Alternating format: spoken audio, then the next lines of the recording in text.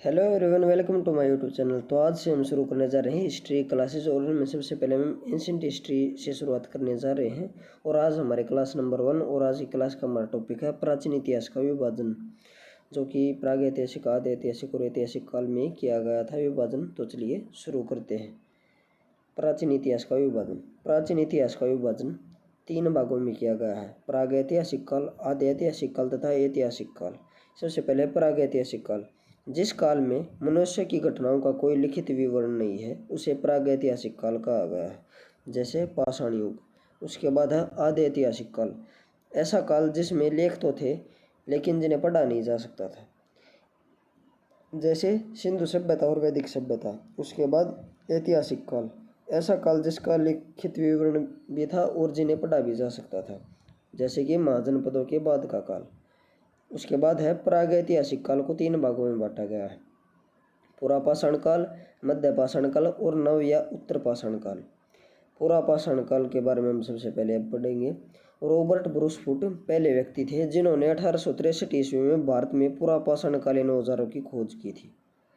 उसके बाद है पल्लावरम नामक स्थान पर प्रथम भारतीय पुरापाषाण कलाकृति की खोज हुई थी।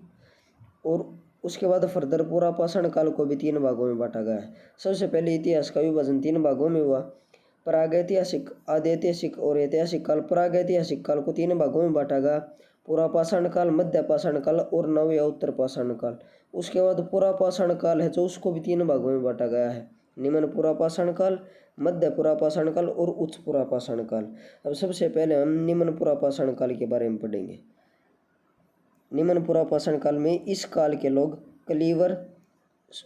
कुल्हाड़ी या हस्तकुठार, विदारणी जिसे कलीवर भी कहते हैं इंग्लिश में, खंडक या गंडासा, पेबुल, चॉपर तथा चॉपिंग उपकरणों का प्रयोग करते थे। तो इस काल के उपकरण ये थे: कुल्हाड़ी, कुठार या हस्तकुठार भी कहते हैं जिसे विदारणी, खंडक, पेबुल, चॉपर और चॉपिंग।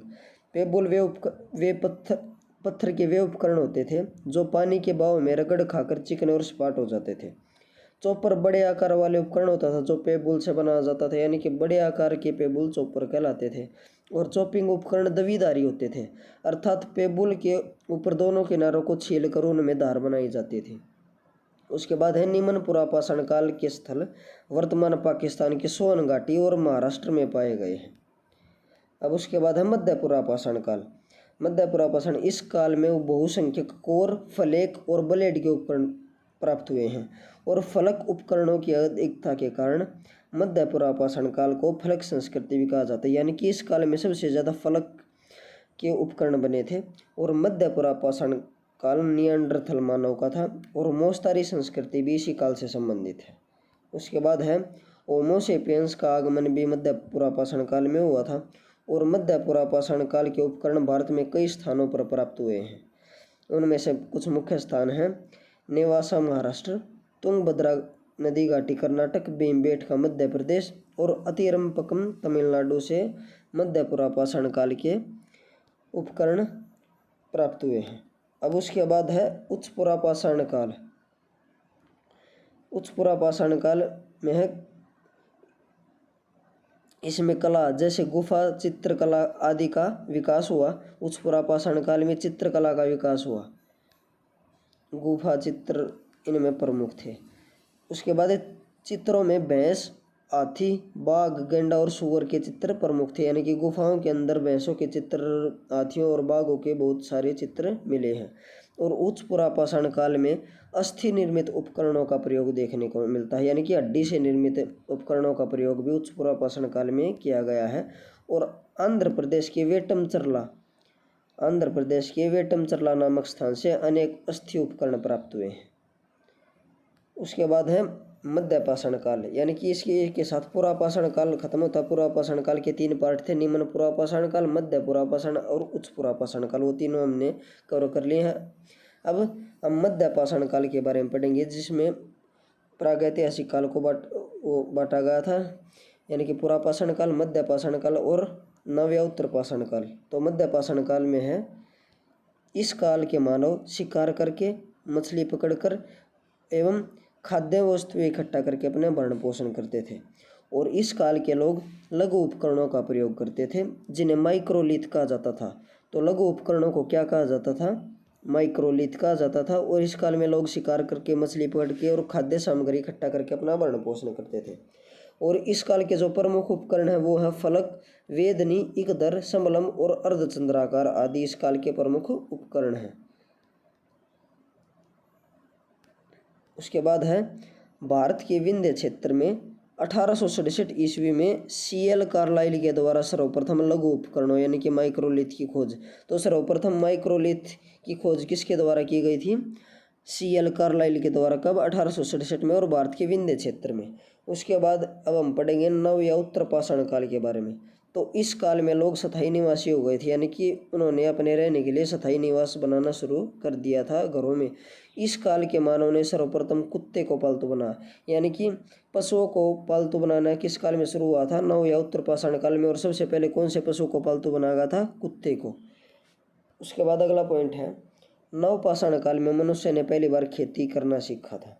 खेती की शुरुआत कौन से काल में हुई? नव पाषाण काल में। और नव पाषाण काल में मनुष्य ने अधिक परिष्कृत पत्थर औजारों का प्रयोग शुरू किया, जैसे कि पोलिशदार कुल्हाड़ी और छेनी का प्रयोग नव पाषाण काल में हुआ था।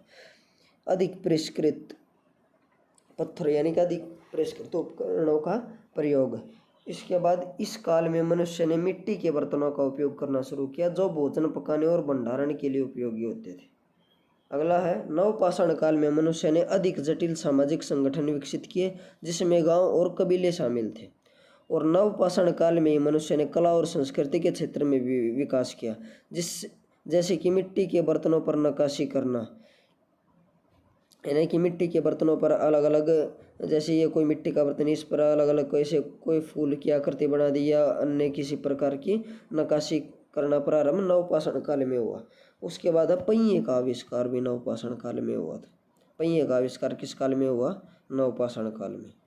अब उसके बाद है आदि ऐतिहासिक काल। इसी के साथ प्राग ऐतिहासिक काल कंप्लीट होता है। अब हम आदि ऐतिहासिक काल के बारे में पढ़ेंगे। तो इस काल को दो भागों में बांटा गया है, ताम्र पाषाण काल, लौह पाषाण काल। ताम्र पाषाण काल का समय ये है 3500 ईसा पूर्व से 1200, और इसका कार्यकाल लौह पाषाण काल का ये है। और सबसे पहले हम ताम्र पाषाण काल के बारे में पढ़ेंगे। इनमें पहला पॉइंट है इस काल को क्षेत्रीय संस्कृति, कृषक संस्कृति और पशुचारक संस्कृति के नाम से भी जाना जाता है। कौन से काल को? ताम्र पाषाण काल को। अगला पॉइंट है ताम्र पाषाण काल के लोग तांबा और पाषाण यानी कि तांबे और पत्थर का साथ साथ प्रयोग करते थे। और तांबे की कुल्हाड़ी के साक्ष्य अतिरम्पकम तमिलनाडु से प्राप्त हुए हैं। तमिलनाडु के अतिरम्पकम नामक स्थान से तांबे की कुल्हाड़ी के साक्ष्य प्राप्त हुए हैं। और ताम्र पाषाण काल में अग्नि पूजा का प्रचलन भी था। इस काल के लोग लाल मृदभांड का प्रयोग भी करते थे। और इस काल के लोग मातृ देवी की पूजा की करते थे इस काल में लोग। उसके बाद है इस काल का यानी कि आदि ऐतिहासिक काल में जो ताम्र पाषाण काल था, ताम्र पाषाण काल का जो संप्रदाय का धार्मिक प्रतीक होता था वो वृषभ होता था। और इनाम गांव ताम्र पाषाण युग की सबसे बड़ी बस्ती होती थी। इसका संबंध, इनाम गांव बस्ती का संबंध जोरवे संस्कृति से होता था। अब उसके बाद हम लौह पाषाण काल के बारे में पढ़ेंगे। लोहे को गलाने और डालने की तकनीक का विकास इसी काल में हुआ था। और लोहे के औजारों जैसे कि हल के फाड़ ने कृषि में क्रांति ला दी थी। लोहे के औजारों से कठोर भूमि को जोतना आसान हो गया था, जिससे कृषि उत्पादन में भारी वृद्धि आई। और इससे समाज में आर्थिक स्थिति यानी कि समाज आर्थिक रूप से संपन्न हुआ।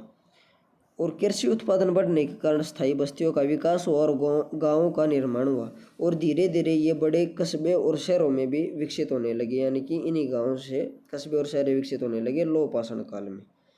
उसके बाद है लोहे के हथियारों ने युद्ध की तकनीक को बदल दिया। लोहे की तलवारें, भाले और ढाल कांस्य के हथियारों की तुलना में अधिक प्रभावी थे, जिसने सैन्य शक्ति में वृद्धि की।